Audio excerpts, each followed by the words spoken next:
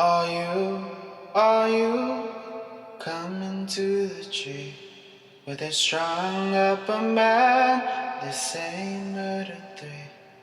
Strange things that happen here. How stranger would it be if we met at midnight in the hanging tree?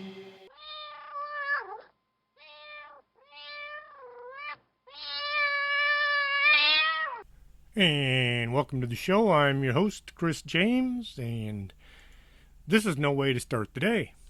Sat down at the computer, had my microphone turned on, fresh cup of coffee, all ready to record the show, when there's a knock at the door, and the guy that's doing the lawn said there's a broken pipe. There's water squirting out the side of the house. I was like, okay. So I had to go fix that real quick. Bigger job than it should have been. So then I come back in to sit down at the computer to record the show, and it's not recording for some reason. So I had to wiggle every wire and check all the connections, and then finally I just turned it off and turned it back on. So yeah, this is a weird way to start the day. Well, the show anyway. So tonight we're going to be talking about some haunted caves around the place. There's something mysterious about venturing into the earth. Some caves are quite small, like the one at Turner Falls in Oklahoma or the Crystal Cave at Garner State Park. Even though these caves are small, they still hold a bit of mystery, just being under the earth. Maybe it has something to do with what happens once we're dead. There are some caves so big they have yet to completely explore them. Mammoth Cave in Kentucky, so big nobody has managed to map out all the extensions it has. There are dozens of entrances all over the place that lead into the main part. I'm not into exploring caves, and not a spelunker in any shape or form. I think it was that movie I saw way back when I was young, Ace in the Hole. It came out in 1951, before I was born. We watched it on TV one night when I was maybe 5, 6, 7 years old, and I really discovered I did not want to explore caves after that. Richard Benedict, playing Leo Minosa, gets stuck deep in a cave while exploring it. Kirk Douglas, playing Chuck Tatum, is a newspaper reporter trying to reclaim his glory days by making a big story about the man stuck in the cave. It did not have a happy ending. But it was just a movie, right? Then I found out it was based on a true story.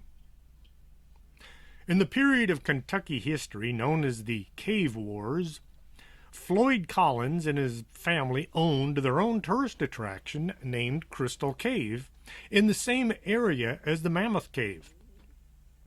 Mammoth Cave was a huge tourist attraction, and those living around it wanted to get in on some of the business. The owners of less-known caves would actually pay gas station attendants and waitresses to say the Mammoth Cave was closed due to flooding, or a cave-in, or some other reason. They would then direct the tourist to try one of the other caves in the area. Not nearly as big, not nearly as interesting, but, well, it was open and Mammoth wasn't, according to them. When the folks running Mammoth Cave heard about these misguided attempts to draw customers away, they began to campaign their own business, telling visitors, come on up, the Mammoth Cave is open, and stop looking at those little caves, they're not worth having. That was when the Cave Wars got their name. A Crystal Cave attracted a low number of tourists due to its remote location. Collins hoped to find another entrance to the Mammoth Cave, or possibly an unknown cave, along the road to Mammoth Cave and draw more visitors and greater profits. He made an agreement with 3 farmers who owned land closer to the main highway. If he found a cave, they would form a business partnership and share in the responsibilities operating its tourist attraction.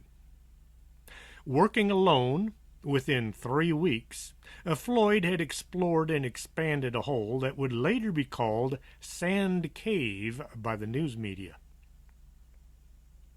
January 30th, 1925.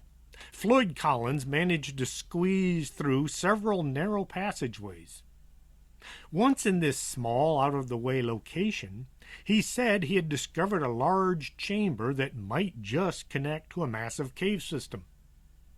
His lamp was dying after hours in the cave, so he began making his way towards the entrance, or exit, depending on which direction you're heading.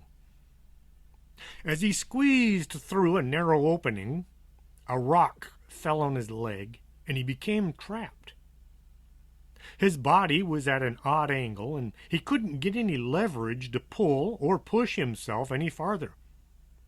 Floyd was forced to sit there and watch as his light went out.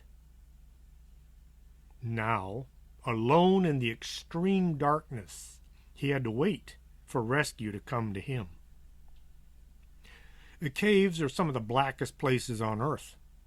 There was no light getting as far in as Floyd. He spent the night waiting.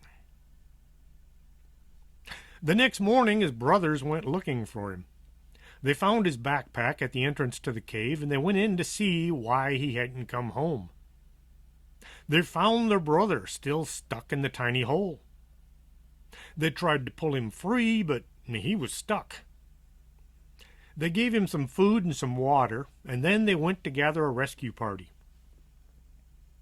A newspaper reporter, William Miller, from the Courier-Journal in Louisville, reported on the rescue efforts from the scene. Miller was able to remove a lot of earth around Collins.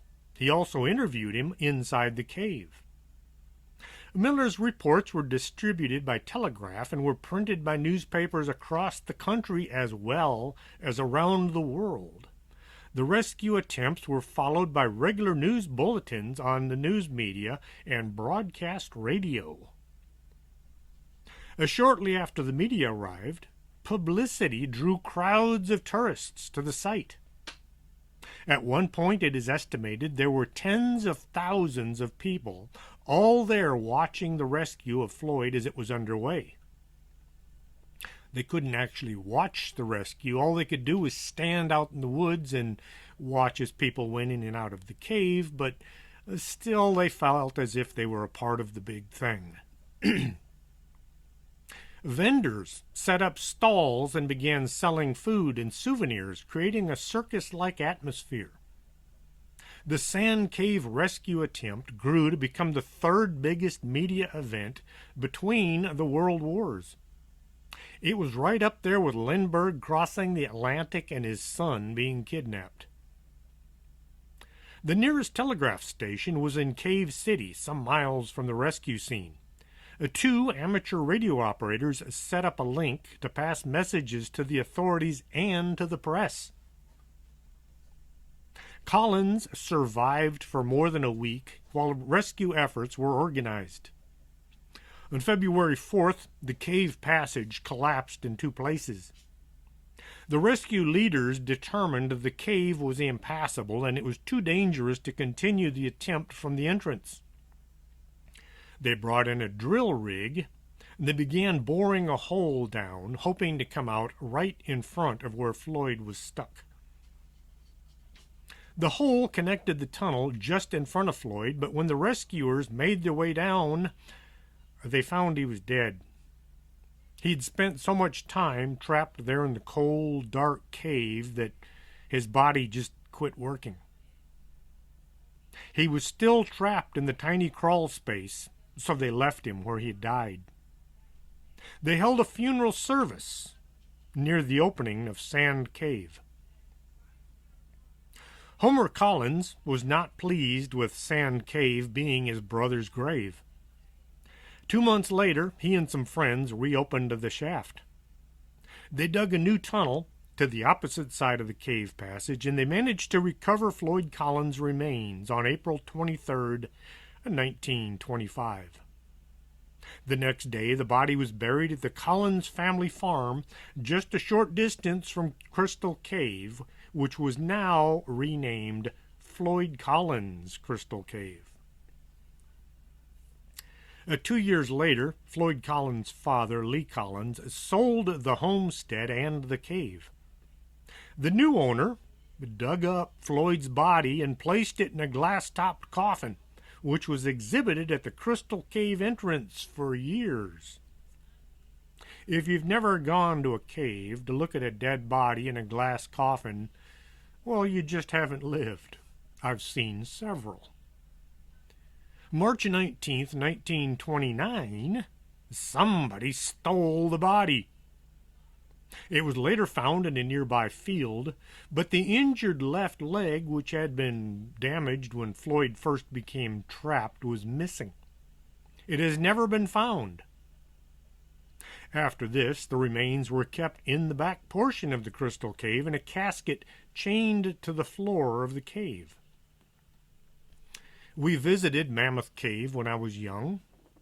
There was Floyd Collins on display in a glass coffin. A young, impressionable mind. My old man was into all kinds of strange visits like that. If it was a tourist attraction, we usually wound up going to see it. Crystal Cave was purchased by the Mammoth Cave National Park. Well, the Collins family was objecting to his body being displayed in the cave, and after some back and forth between the family and the Park Service, Floyd Collins was reinterred at the Mammoth Cave Baptist Church Cemetery in 1989.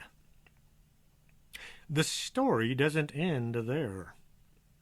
Visitors to the cave have seen what looked like a man dressed in old-style caving gear way back in the darkest parts of the cave. When asked, the park authorities say there's nobody running around dressed like Floyd. Nobody that they know of. Some folks report hearing someone calling for help deep inside the cave. The voice has been traced back to the connection that led to Crystal Cave, where Floyd was trapped. A woman was caving near where Floyd had died. She tripped on some unseen object and was about to fall when she felt a hand grab her and hold her upright. Thinking it was her partner, she began to say, "Thanks, Richard." And then she noticed her partner was nowhere near her. He didn't even know that she had tripped. She thought about it for a second, and then she said, "Thank you, Floyd." Floyd wasn't the only body found in the cave system. Indians, Feather, not Dot, would take their dead into the cave to get them closer to the afterlife. Once in the cave, the body would be preserved by the minerals found deep underground. Years later, explorers would find these dead bodies, and they looked as if they had died only days ago instead of years.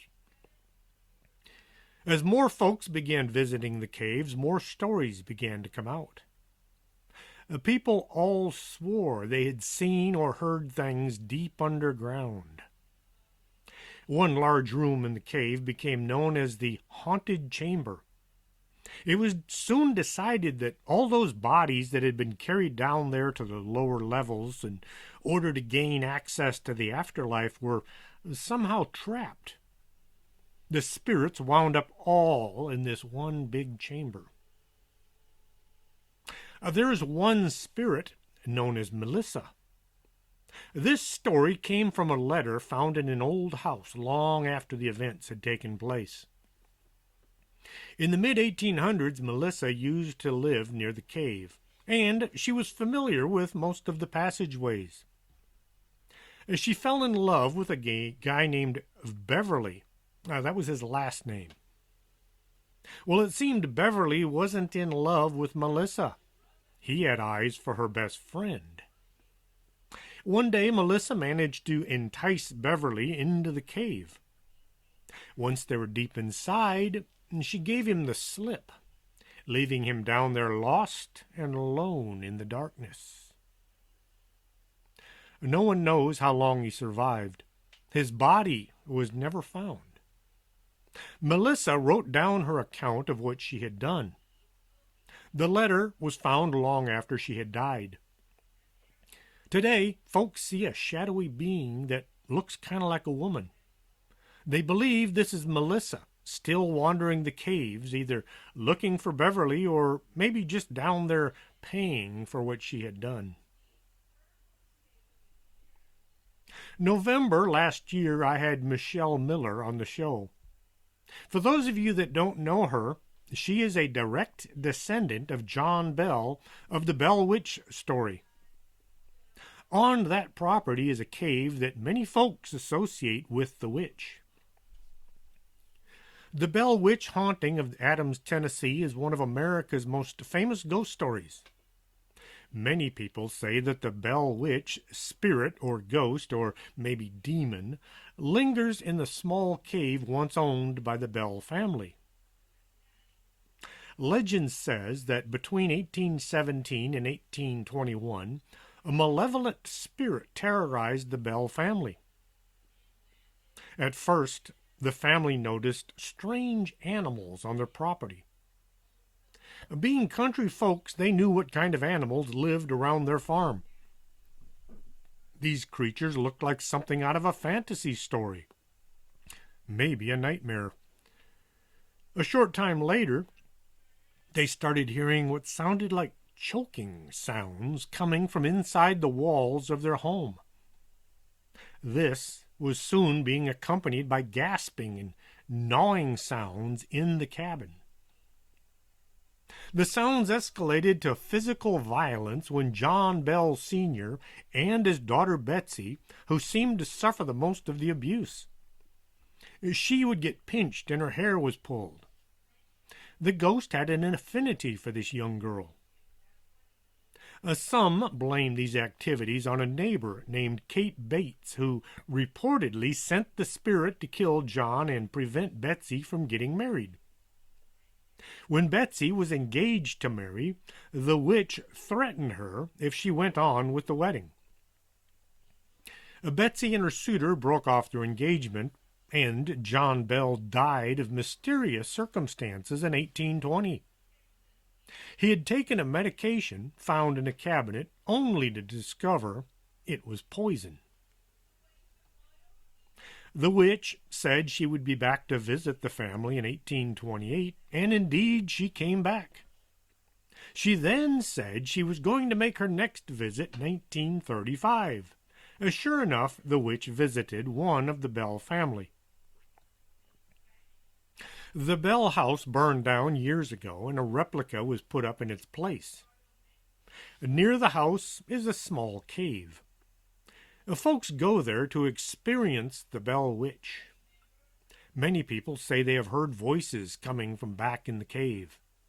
This voice has told people they should leave.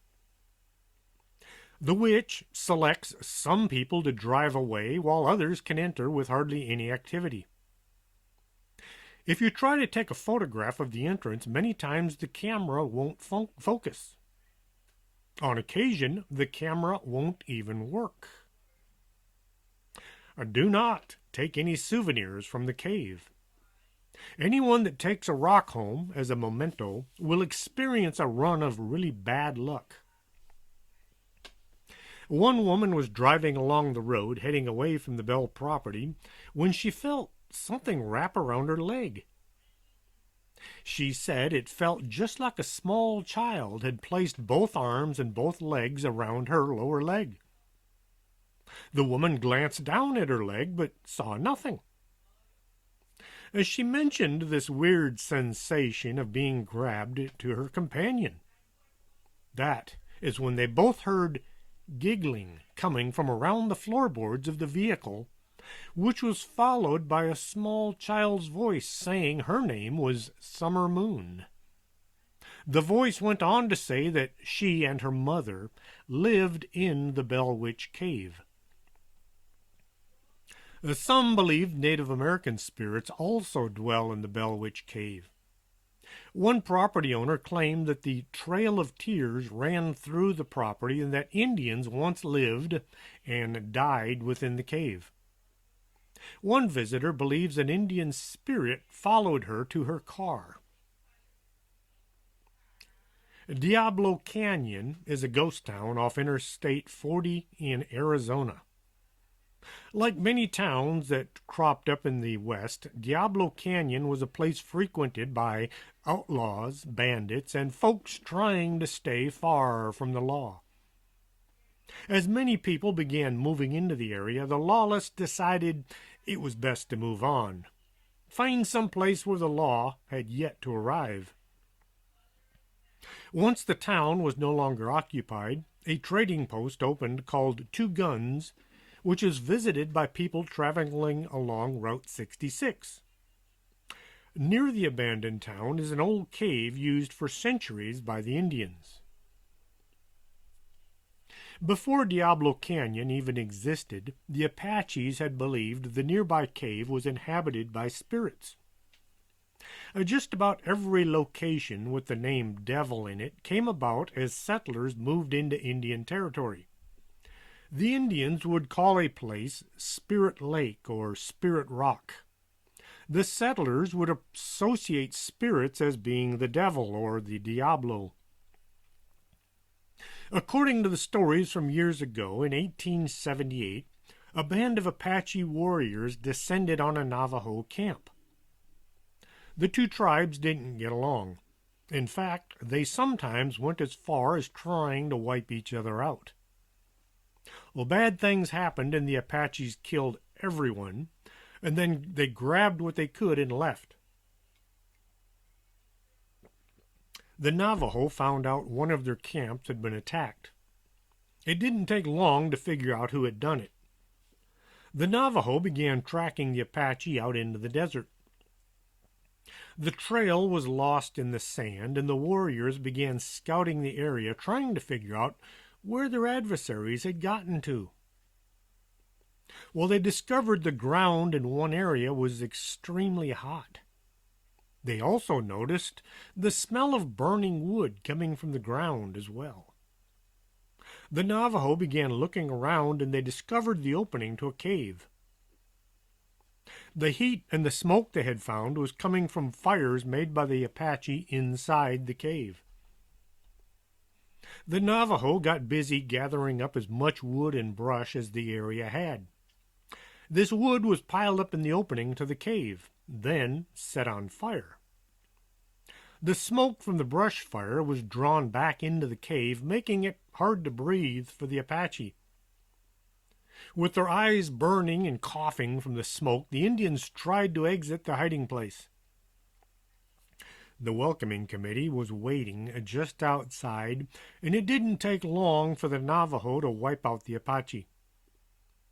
The bodies were then thrown back into the cave. The story says there were around 42 dead guys piled in the smoky cave. From then on, the cave was considered to be cursed, the place of evil spirits. The dead Apache were considered to be trapped inside the cave. No one was to venture near the place to avoid possibly becoming possessed by their spirits. As the settlers began moving into the area, the Navajo warned them to stay away from the caves. Thinking the Indians were either being superstitious or maybe trying to keep folks away from some potential treasure, the white folks moved into the area anyway. It didn't take long for people to begin hearing and seeing things. They would hear moaning and groaning coming from the cave entrance. It sounded as if a lot of people were in great pain back there in the dark. Sometimes people heard screams coming from the cave as well. There were a few people who were able to distinguish voices, words coming from the dark. The words were in the Apache language. People would hear footsteps moving around outside the cave entrance. Shadowy beings would be seen coming from the cave only to vanish as the witness was watching. People would see the Indians walking along the streets of the ghost town and the alleyways late at night. As the witness watched, the Indian figure would fade into nothing. There were several unsolved murders that took place near the caves. These were soon attributed to the spirits inside the cave. Buildings in the town would suddenly catch fire for no known reason. Some folks decided living near the haunted cave was not something they wanted to do, so many packed up and moved on. Well, somebody thought it would be profitable to turn the Apache Death Cave into a tourist attraction. The people are drawn to weird, scary places, and this cave was just the ticket to make a few bucks. The attraction was soon closed when the proprietor was attacked by wild animals. As he was recovering from his wounds, a mob came along and they suggested that he should find another place to open his business. Those caves are off limits. The town is mostly gone, but the caves are still there. People who go near them say they can feel a sense of dread as they get near the opening. If they can ignore this feeling and get close enough, they say they hear moans and groans coming from the back parts of the cave. Some folks who manage to actually enter the cave are beset by bad fortune and sickness. If you ever visit Two Guns in the Apache Death Cave, let me know. Tell me if you experienced anything, and I'll add it to the next show. Now, just a quick reference to some of my friends who have businesses. Try to keep them in business today. Not too redundant. Don't forget, if you need a cup of coffee, go to the Organic Man Coffee Trike. Best coffee in the entire world. 4501 McPherson. And if you're not in Laredo, you can buy his coffee at organicmancoffeetrike.shop. If you can't see well, if you have to hold everything out at your arm's length in order to read, maybe you ought to get your eyes checked at Optica del Norte, 107 Calle del Norte. Tell my brother-in-law you said hi. 1755 Barbecue at the Frontera Beer Garden on San Bernardo is a great place if you're hungry. They have all kinds of fantastic food, barbecue sandwiches, Mexican hot dogs. Try the LPRS burger. It's delicious. If your skin looks like you've been abusing it too much here lately, contact Lourdes James and get a free skincare class. You can contact her at 956-723-3019. And lastly, if you hear a bump in the night inside your home, you're not too sure if you're being visited by the ghost of your dead aunt or maybe something from far below, call the Laredo Paranormal Research Society. You can contact them at laredoparanormal@hotmail.com. Hopefully some of these businesses will benefit from my show. There's no way of telling. Nobody ever lets me know if they've gone by or not. And now back to the haunted caves. Lincoln, Nebraska is located a vast sandstone cave system called Pahuk Bluff. The cave system was a sacred, revered place among the Pawnee tribe. The Pawnee used the caves as a place to contact the spirit world and practice their traditional healing techniques, methods for attaining power by communing and inhabiting the animals there. White settlers began moving in as they tend to do. As more people moved into the area, the Pawnee were pushed out. Caves were a useful thing back then. The temperature was always a lot cooler than the surrounding countryside. With no refrigeration, a cave could be a good place to store your food. The folks moving into the area around Pahuk Bluff went to check out the caves. As they ventured inside, they said they could hear chanting coming from the dark. Believing the Indians might still be there, hiding in the dark, the settlers lit torches and they tried to flush them out. They discovered the caves were empty, but the sound of chanting and drums being played was still there. When the locals decided the caves were unusable, others found reasons to sneak in. The caves were used by robbers who would hide out waiting for either their next victim or the law to move on. A section of Pahuk Bluff became known as Robbers' Cave. In the 1800s, runaway slaves would hold up in the caves waiting for the sun to go down so they could move on. As more and more slaves used the caves, the Underground Railroad began dropping off and picking up people there in order to spend the night and rest up for the coming journey. Jesse James is supposed to have hung out in the cave at one time. People search the caves today looking for a treasure that James is supposed to have hidden there. A few of these searchers have gone missing. Some think they were the victims of the long-dead Indians who worshipped there, while others think it might be some other unsavory inhabitants. There's a section of the cave tunnel that extends out to where an insane asylum had been built. One or two of the patients had managed to escape, and they found refuge deep underground. There were also a few escaped prisoners from the local prison who wound up in the caves. The authorities had discovered the cave running under the asylum and prison, and so they had a wall constructed to block the cave exits from escapees. People visiting the caves today say they can hear what sounds like someone or something scraping against the other side of the wall. If they place their ear against the wall, they say they hear a gibberish sound coming from the other side, as if somebody is babbling and making nonsensical sounds in the dark. There's another haunted witch cave in Swallow Cave, near the small seaside town of Nahant, Massachusetts. The cave itself is not particularly large or imposing, and just about 24 yards deep, but it is believed to have a dark history. In 1675, during the King Philip Wars, the French and the British were fighting, and they were using the locals to beef up their armies.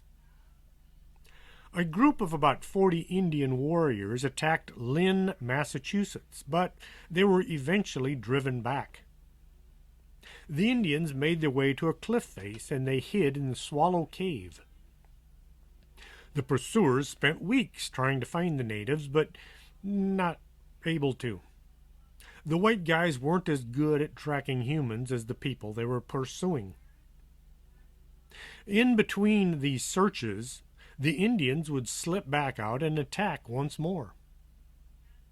Finally, in desperation, the townfolk turned to a fortune teller from Salem who was known as Witch Wonderful, asking her for help in tracking down the raiding party. The Salem witch trials still had about 17 years to get fired up. The fortune teller, or witch, told the men where the warriors were hiding. With renewed vim and vigor, the men went to Swallow Cave to confront their adversaries. As the heavily armed, angry men were about to confront the Indians, the witch appeared in front of them. She pleaded with the townsfolk to spare the natives. Whether it was the words the old woman used, or maybe it was that she appeared out of nowhere, the townfolk decided it was best to not kill the Indians. One story says she did all the talking between the two parties. An agreement was reached, probably something like, if you'll stop attacking our town, we won't kill you, sort of thing. Just guessing. The Indians were allowed to go. Witch Wonderful continued to work for peace between the settlers and the natives.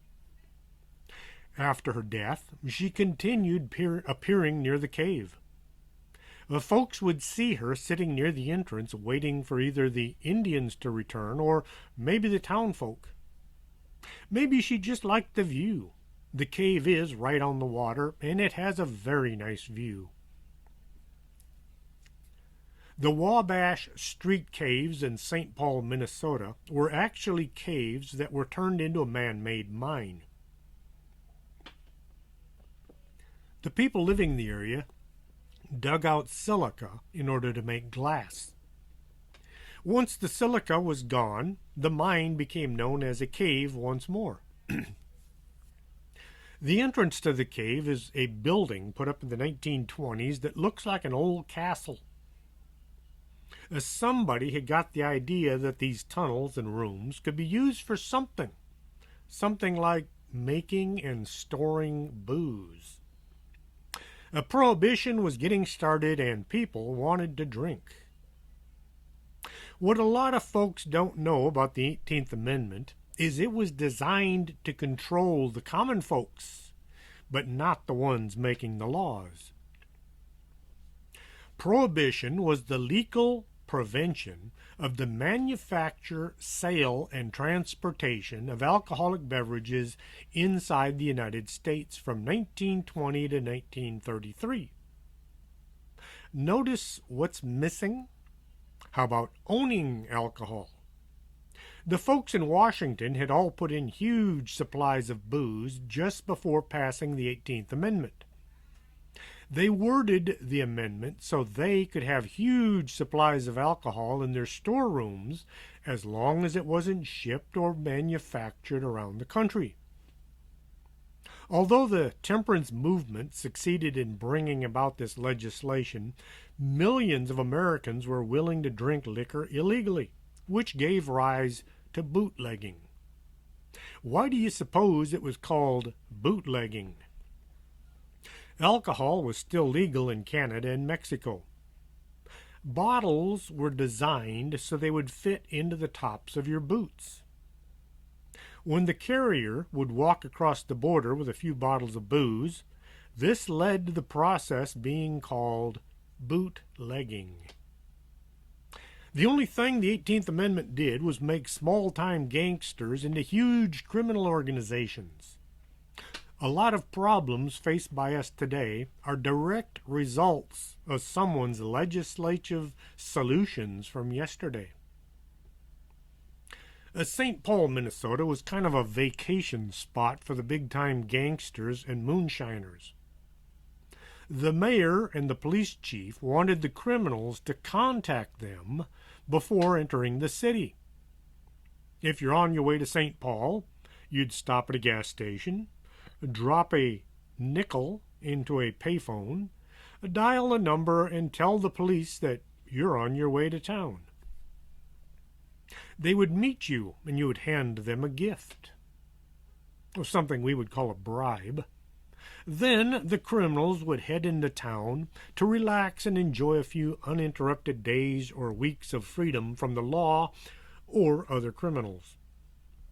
The plan seemed to work because there were few murders or turf wars inside St. Paul. The mayor and the police chief, while protecting their citizens from stray bullets, were able to make a lot of money. The basis of this agreement between gangsters and the city leaders was known as the O'Connor Layover Agreement, which was instituted by John O'Connor shortly after his promotion from St. Paul detective to police chief in June 11, 1900. It allowed criminals to stay in the city under 3 conditions.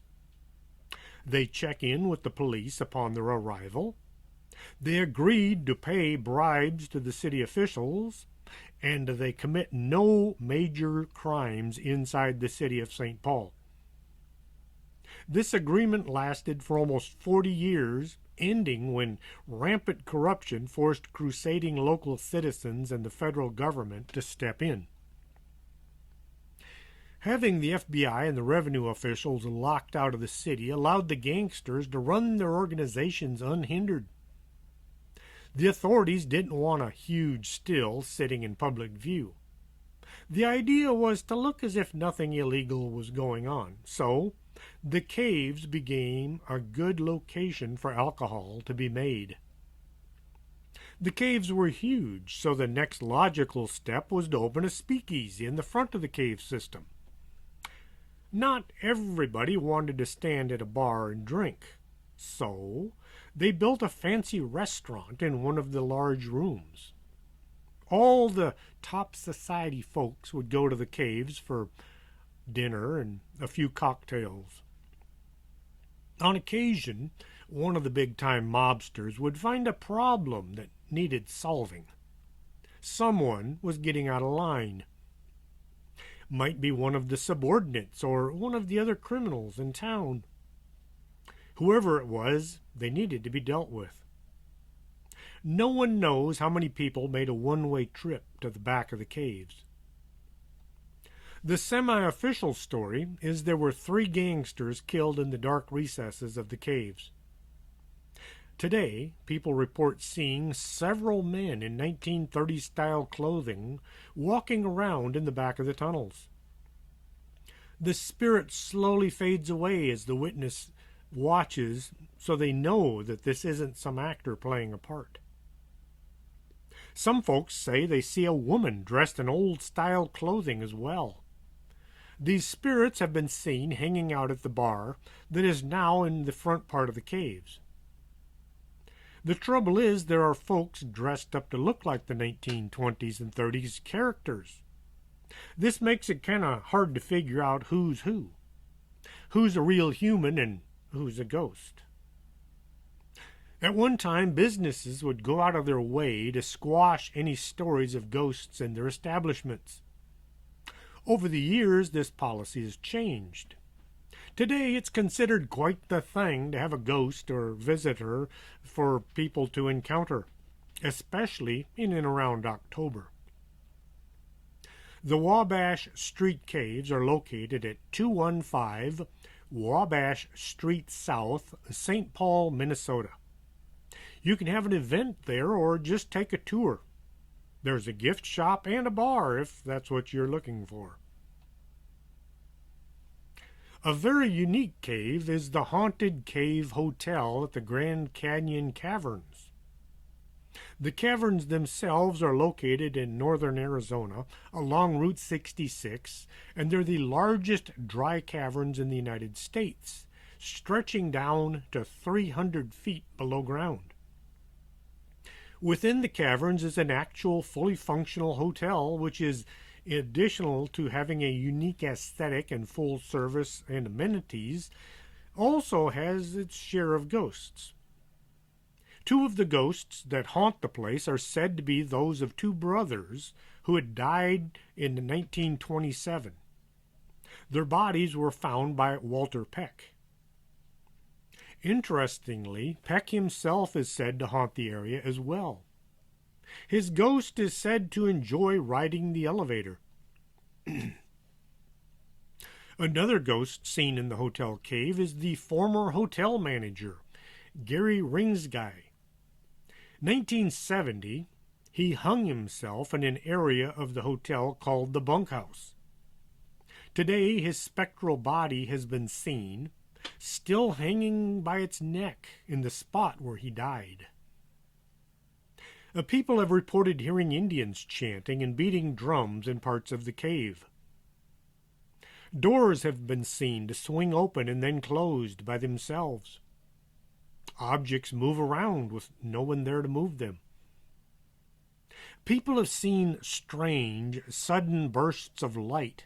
They say it looks like a camera flash, except there's nobody there taking pictures. Just a flash of light. A few folks have run into Indians dressed in ceremonial attire. When asked the staff about who they have seen, the staff will say there is no one dressed in such attire anywhere in the hotel or cave. This leads both the staff and the witnesses to decide this has to have been ghosts. The elevator operates on its own. This is usually blamed on Walter Peck. EVPs have been caught with voices whispering in unintelligible languages. My wife and I visited the Grand Canyons, but we stayed at a regular hotel. No ghosts. We did stay at the Menger in San Antonio one time. Got to stay in the presidential suite. I didn't see any ghosts there either. The Moaning Cavern in Vallecito, California, was named for the spooky noises the wind makes as it blows through the cave. People have seen specters, both human and animal. Witnesses say they've seen the spirits of gold miners who died while working in the mines. These ghosts look like real people, only they're dressed as if playing a part in a movie. These sightings are accompanied by the sounds of hammers and picks banging on the rocks. A few people have seen small gnome-like creatures running around in the caves. Someone spotted a ghost of a saber-toothed tiger. According to the story, this prehistoric cat is thought to have fallen into the opening to the cave and died a long time ago. This huge cat spirit is sometimes seen skulking about the caves. Some of the reports mention details such as it appears to have a chipped tooth. A spectral saber-toothed tiger is something you don't hear about too often. On the other side of the pond, as they say, is Chislehurst Caves.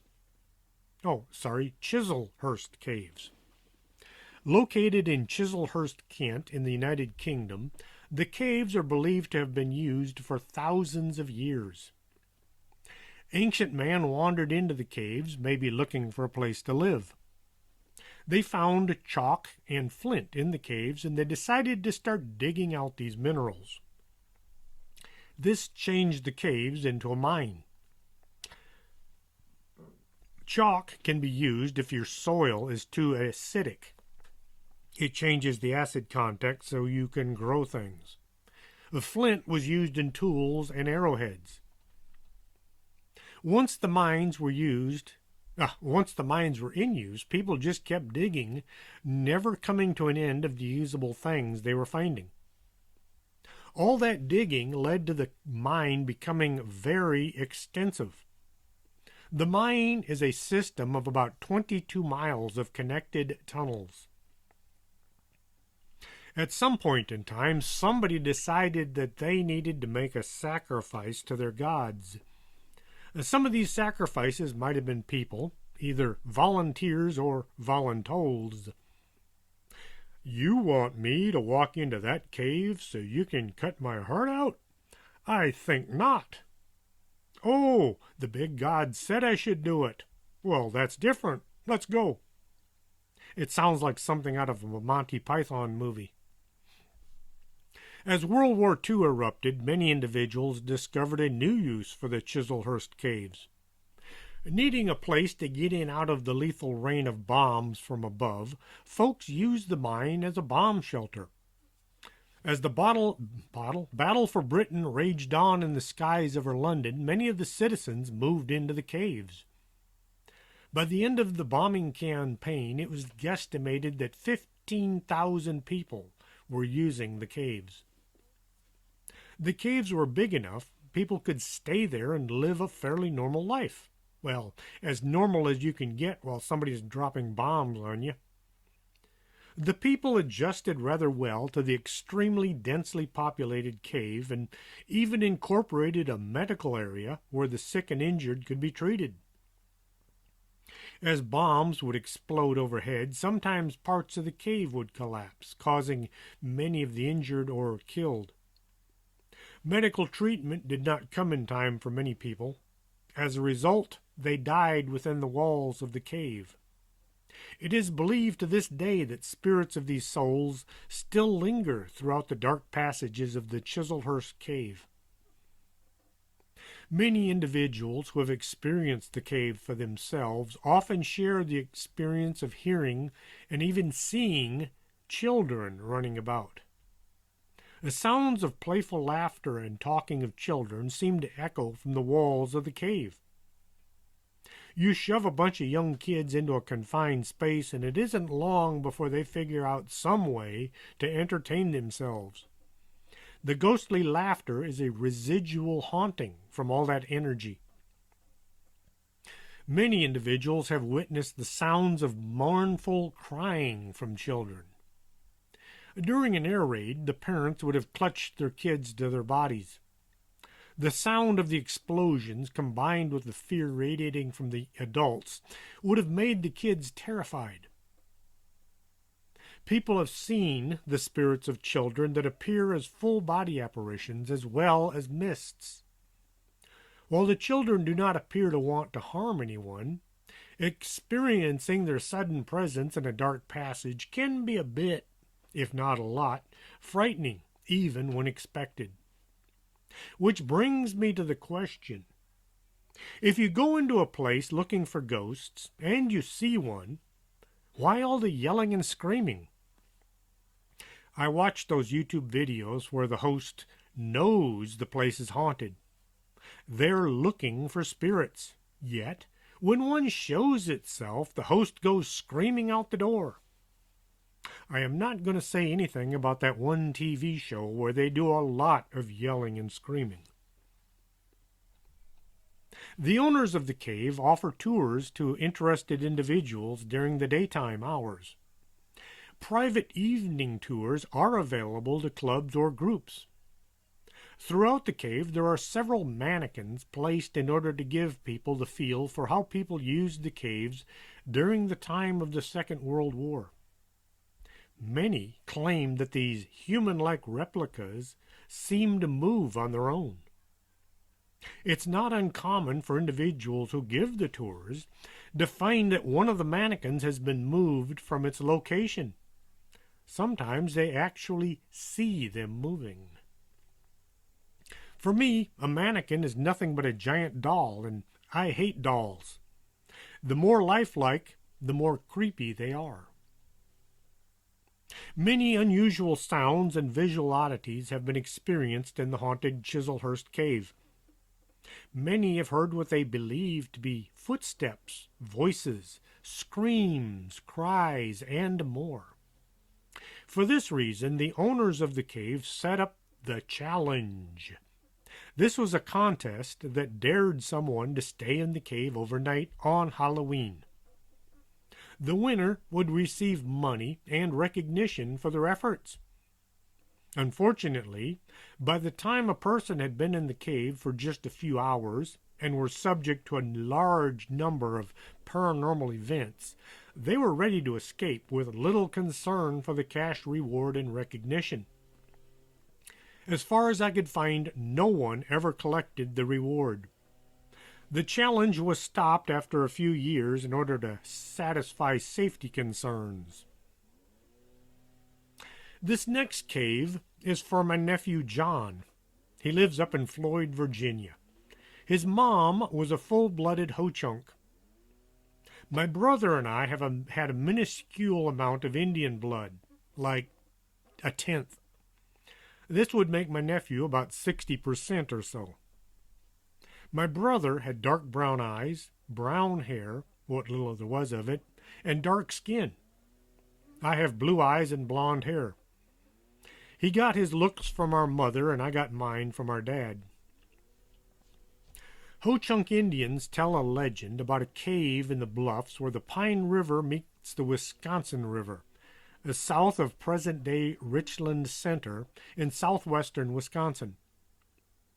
According to Linda Godfrey, who has been on the show twice, she's a journalist and author of Haunted Wisconsin, Ghosts and Strange Phenomena of the Badger State, The Beast of Bray Road, and a few more books.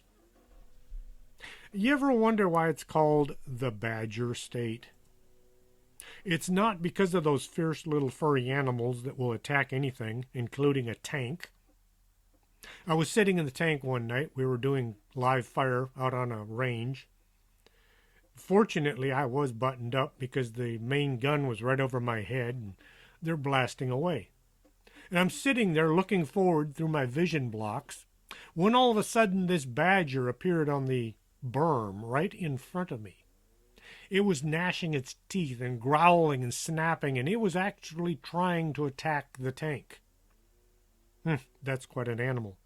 Anyway, The reason Wisconsin is called the Badger State has nothing to do with the small, furry, fierce little animals. Way back when, miners were digging for lead along the riverbanks. And since they had already dug a big hole, they just decided, well, I'm going to stay in the mine. So they started living underground in the entrances to their mines. And people began referring to these folks as being badgers. And that's why Wisconsin is known as the Badger State. Anyway, Linda Godfrey tells about a group of Ho-Chunk Indians, or the People of the Sacred Voice, who were following the footprints of two children who had disappeared. The men followed the prints to a cave entrance. The search party, while gathered around the cave entrance, heard what they described as the death song coming from the cave. The men went into the cave only to disappear into the darkness. A Chief Great Eagle returned with 100 men. They formed a human chain in order to enter the cave. They walked into the darkness, where many of the men in the chain disappeared as well. Sometime later, an elder of the tribe appeared who not only had a talent for healing, but he said he would be able to enter the cave without entry.